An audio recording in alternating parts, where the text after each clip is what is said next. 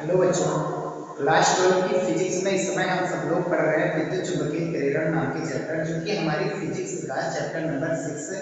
और आज हम सब लोग पढ़ने वाले हैं इसका मोस्ट इम्पॉर्टेंट टॉपिक जो एक है लेंज का नियम, उसके बारे में पढ़ने वाले हैं। तो आप सभी बच्चों का हमारे अपने प्यारे से यूट्यूब चैनल पर स्वागत है। चलिए स्टार्ट करते हैं। तो लेंज का नियम जो होता है वो प्रॉपर्ली जो होता है वो हमें करंट की डायरेक्शन को बताता है, ठीक है। तो हमारी जो प्रेरित धारा की दिशा होती है विद्युत चुंबकीय प्रेरण की घटना में जो करंट उत्पन्न होती है कुंडली या परिपथ में, उसकी दिशा को बताता है।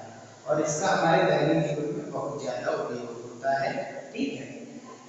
तो विद्युत चुंबकीय प्रेरण की घटना के कारण कुंडली या परिपथ में उत्पन्न प्रेरित धारा की दिशा इस प्रकार होती है कि वह सदैव उस कारक का विरोध करती है, यानी वो हमेशा क्या करती है, विरोध करती है। कौन से कारक? जिससे वह स्वयं उत्पन्न होती है। तो जिससे प्रेरित धारा जो है उत्पन्न होती है, प्रेरित धारा उत्पन्न होती है, वह उसका हमेशा विरोध करती है, ठीक। अब प्रेरित धारा किसके कारण उत्पन्न होती है? तो हम कह सकते हैं परिवर्तित चुंबकीय क्षेत्र के कारण, परिवर्तित चुंबकीय फ्लक्स के कारण, परिवर्तित विद्युत धारा के कारण, इन सब के कारण जो है वो उत्पन्न होती है, ठीक। उत्पन्न तो होती है, लेकिन उसकी दिशा कैसी होती है? तो वह दिशा हमेशा विरोध करेगी। अगर चुंबकीय क्षेत्र के कारण उत्पन्न हो रही है तो ये हम लोग जानते हैं, जो ये करंट प्रेरित धारा उत्पन्न हुई है इसकी भी अपनी एक चुंबकीय क्षेत्र होगा। तो अगर ये चुंबकीय क्षेत्र से उत्पन्न हुआ है तो ये चुंबकीय उस चुंबकीय क्षेत्र का विरोध करेगा। अगर ये चुंबकीय फ्लक्स से उत्पन्न हुआ है तो चुंबकीय फ्लक्स का विरोध करेगा। और अगर ये विद्युत धारा के कारण उत्पन्न हुआ है तो कुंडली में जो धारा उत्पन्न होती है वह उसका विरोध करेगा। तो कुल मिलाकर के ये विरोध करेगा। और विरोध करने का मतलब, अगर चुंबकीय क्षेत्र का मान बढ़ रहा है तो ये अपनी दिशा ऐसे बनाएगा कि चुंबकीय क्षेत्र के मान को घटाएगा। अगर चुंबकीय क्षेत्र का मान घट रहा है तो ये दिशा अपनी इस प्रकार बनाएगा, कौन? जो प्रेरित धारा होती है दिशा ऐसे बनाएगी कि इसके चुंबकीय क्षेत्र को बढ़ाए। अगर इसका ध्रुव कहीं पास आ रहा है तो ये इसका विरोध करेगा। इसका ध्रुव कहीं दूर जा रहा है तब ये इसका विरोध करेगा। यानी हर जगह कुल मिलाकर के ये विरोध ही बनाएगा। तो कैसे होगा, चलिए हम देखते हैं। तो ये हमारा एक एग्जाम्पल है। अच्छा, ये विरोध करने का कारण क्या होता है? विरोध करने का जो कारण होता है, विरोध का जो कारण होता है ये क्या? ये ऊर्जा संरक्षण के नियम का पालन करता है। और मोस्ट इम्पॉर्टेंट है, बहुत पूछा जाता है कि लेंज का नियम किस सिद्धांत पर आधारित होता है? तो ऊर्जा संरक्षण के नियम पर आधारित होता है या सिद्धांत पर कार्य करता है। अच्छा, ऊर्जा संरक्षण के नियम या सिद्धांत क्या होता है? तो ऊर्जा को ना तो उत्पन्न किया जा सकता है और ना ही नष्ट, इसे एक रूप से दूसरे रूप में बदला जा सकता है। तो एक रूप से दूसरे रूप में बदला जा सकता है, ट्रांसफर किया जा सकता है। अच्छा, ऊर्जा आने का मतलब क्या हुआ? ऊर्जा उत्पन्न होने का मतलब क्या हुआ कि हमें कार्य करना पड़ेगा। तो कार्य करेंगे तभी हमें ऊर्जा की प्राप्ति, या कह सकते हैं ऊर्जा की हानि होगी हमारी, और वो ऊर्जा किसी दूसरे के रूप में संचित हो जाएगी, ठीक। ये चीज होता है। जैसे जनरेटर में क्या होता है, जो यांत्रिक ऊर्जा होता है, मोटर जो होती है वो यांत्रिक ऊर्जा को विद्युत ऊर्जा में परिवर्तित करता है।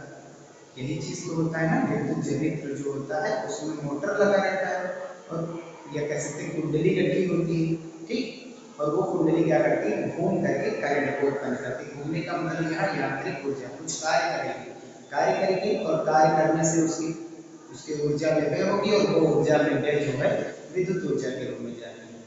सेम यहीं पर यहाँ पर भी होता है। यहाँ पर जब आएगा तो चुंबक को कार्य करना पड़ेगा, कार्य करना पड़ेगा तभी उसमें करंट उत्पन्न होगी। इस चुंबक को कार्य करना पड़ेगा, दूर जाना है तो इसमें करंट उत्पन्न होगी। कार्य कब करेगा? कार्य कराएगा कौन? इसमें जो करंट उत्पन्न होगी ये कार्य कराएगा। अगर इसका एस यहाँ पर उत्पन्न हो जाएगा, हम देख सकते हैं इसका एस जो कि कुंडली में आना है, कुंडली में करंट तो प्रोवाइड नहीं होगी, करंट तो उत्पन्न होगी दोनों में, क्योंकि चुंबक या कुंडली दोनों में एक दो गतिशील है। तो ये चुंबक पास आ रहा है, अगर इस कुंडली में, भाई हम जानते हैं कुंडली में अगर कुंडली है या परिनालिका है, अगर इसमें करंट उत्पन्न हुई तो ये धारावाही परिनालिका होगी। और धारावाही परिनालिका एक चुंबकीय द्विध्रुव होता है, ब्लू का मतलब उसके पास अगर धारा बन गई तो उसके पास दो ध्रुव N और S आ जाएगा। तो इसके पास अगर ये चुंबक जैसा बन गया, चुंबकीय द्विध्रुव का मतलब चुंबक जैसा होगा, तो धारावाही कुंडली, धारावाही ध्रुव, धारावाही परिनालिका, ये सभी एक चुंबक जैसे व्यवहार करती है, हमने पढ़ाया था। अगर ये करंट उत्पन्न हो गया, ये भी चुंबक बन गया, इस चुंबक का अगर S इधर उत्पन्न हो गया, N इधर आ गया, अगर ये चुंबक बन गया तो इसका S N इधर आ गया, S इधर आया, N इधर आया, तो ये वाला S इस वाले N को क्या कर लेगा, आकर्षित। यहाँ कार्य तो होगा ही, हमें कार्य करना है, कार्य तभी होगा जब इस कुंडली का N इधर आ जाए और S इधर आ जाए। अब ये वाला N जो है इस वाले N का विरोध करेगा, ये विरोध करेगा, ये वाला N इस वाले N का विरोध करेगा, पास आने नहीं देगा, पास आने नहीं देगा तो इसको कार्य करना पड़ेगा, कार्य करेगा तो इसकी ऊर्जा की हानि होगी, वही ऊर्जा जो है इसमें करंट के कारण होती है। ठीक, करंट उत्पन्न करती है विद्युत ऊर्जा। ठीक, तो विरोध करेगा, ये पास आ रहा है तो N वाले को हमेशा कौन रोक सकता है, N वाला आने नहीं देगा, ये दूर भेजेगा, इसमें जो करंट उत्पन्न होगी उसका N इधर और S इधर होता है। ठीक है, अगर यहाँ पर देखेंगे तो ये वाला N दूर जा रहा है, N दूर जा रहा है, चुंबक दूर जा रहा है, दूर जा रहा है तो ये पास हो रहा है, इसमें करंट क्या करेगा, ये करंट का धारा चुंबक है, तो ये पास आ रहा है तो दूर ढकेला गया, अगर दूर जा रहा है तो ये पास बुलाएगा, पास बुलाने का मतलब क्या होगा, इसका S इधर आएगा और N इधर आएगा, तभी विरोध होगा, ये जाने नहीं देगा, पास बुलाएगा, ये आ रहा है तो आने नहीं देगा, जा रहा है तो जाने नहीं देगा, हर जगह ये विरोध दिखाएगी करंट। ठीक, ये जो करंट है तो S वाला इस वाले को आकर्षित करेगा, जिसके कारण इसको मेहनत करनी पड़ेगी, यानी कार्य करना पड़ेगा, ताकि ऊर्जा संरक्षण के नियम का पालन हो सके, तो इसलिए ये ऐसे उत्पन्न होगा। ठीक, अगर S वाला इधर होता तो S इधर आता, S वाला इधर होता तो इधर N आता। ठीक, इसका उल्टा ये वाला देखेंगे, इसमें सेकंड नंबर फिर फर्स्ट, इसमें देखिए चुंबकीय क्षेत्र एक समान रूप से वो भी इधर अगर करके रखो भीतर की ओर, और इस समय चुंबकीय क्षेत्र घट रहा है, चुंबकीय क्षेत्र घट रहा है तो कुंडली में जो धारा उत्पन्न होगी वो इसके चुंबकीय क्षेत्र को बढ़ाएगा, यही तो हमने बताया था, विरोध करेगा। अगर चुंबकीय क्षेत्र घट रहा है, बाह्य चुंबकीय क्षेत्र, तो इसका इसमें जो धारा, ये परिवर्ती चुंबकीय क्षेत्र, चुंबकीय क्षेत्र घट रहा धीरे धीरे मतलब परिवर्ती है, परिवर्ती है तो ये कुंडली रखेगी, कुंडली में करंट उत्पन्न हो जाएगी, और वो करंट की दिशा ऐसी बनाएगी कि इसके चुंबकीय क्षेत्र को बढ़ाएगी, विरोध करेगी। यहाँ पर देखिए, यहाँ पर हम देख सकते हैं कि चुंबकीय क्षेत्र बढ़ रहा है, चुंबकीय क्षेत्र बढ़ रहने का मतलब होता है कि चुंबकीय क्षेत्र परिवर्ती है लगातार, अगर चुंबकीय क्षेत्र परिवर्ती है तो इसमें करंट उत्पन्न होगी, परिवर्ती चुंबकीय क्षेत्र के कारण कुंडली में धारा उत्पन्न होना, ये चुंबकीय प्रेरण की घटना है, इसमें करंट जब उत्पन्न होगी तो अगर इसका चुंबकीय क्षेत्र बढ़ रहा है तो कुंडली में जो करंट उत्पन्न होगी वो इसके चुंबकीय क्षेत्र को घटाएगा, घटाने का मतलब क्या हुआ, इसकी विपरीत दिशा में चुंबकीय क्षेत्र ये उत्पन्न करेगा, इसका चुंबकीय क्षेत्र घट रहा है तो कुंडली में ऐसे धारा की दिशा इस प्रकार होगी, इसका चुंबकीय क्षेत्र बढ़ाएगा, चुंबकीय क्षेत्र बढ़ेगा जब बाह्य चुंबकीय क्षेत्र और इसके चुंबकीय क्षेत्र की दिशा एक ही होगी, चुंबकीय क्षेत्र ये बढ़ रहा है तो इसमें करंट क्या करेगी, इसके चुंबकीय क्षेत्र को घटाएगी, तो करंट इसमें जो करंट उत्पन्न होगी, प्रेरित धारा उत्पन्न होगी, उसका जो चुंबकीय क्षेत्र है उसकी दिशा इसके विपरीत होनी चाहिए, तभी इसका चुंबकीय क्षेत्र घटेगा, इसकी दिशा में होगा तो इसका चुंबकीय क्षेत्र बढ़ेगा। तो यहाँ पर देखते हैं अगर घट रहा है तो इस वाली प्रेरित धारा की दिशा का जो चुंबकीय क्षेत्र है वो बढ़ेगा, तो बढ़ाने का मतलब क्या हुआ कि जो चुंबकीय क्षेत्र बाहर वाला है उसी की दिशा में इसका भी चुंबकीय क्षेत्र है, तभी वो बढ़ेगा।